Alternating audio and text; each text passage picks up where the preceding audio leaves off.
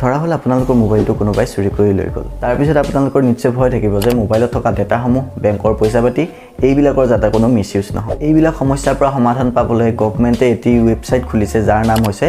সংসাৰ সাথী এই ওয়েবসাইটত আপোনালোকে চুৰি হোৱা মোবাইল ব্লক বা আনব্লক কৰিব পাৰে তাৰ বাবে কি কৰিব লাগিব মই আজি আপোনালোকক কৈ আছো প্ৰথমতে আপোনালোকে ওচৰৰে এখন পুলিশ ষ্টেচনত তাত গৈ ফোন চুৰি হোৱা এখন এফআইআৰ দিয়া হওক দ্বিতীয়তে এতিয়া আপোনালোক আহক সংসাৰ সাথী ওয়েবসাইটত আৰু ইয়াতে আহি আপোনালোকৰ মোবাইলৰ কিছু ডিটেইলছ আপোনালোকে দিব লাগিব বাবে আপোনালোকক লাগিব ফোনৰ IMEI নাম্বাৰ ফোনৰ বিল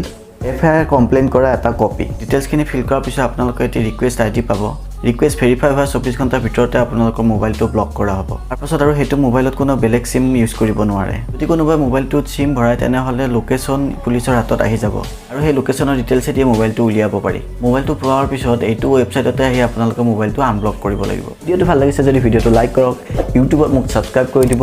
FB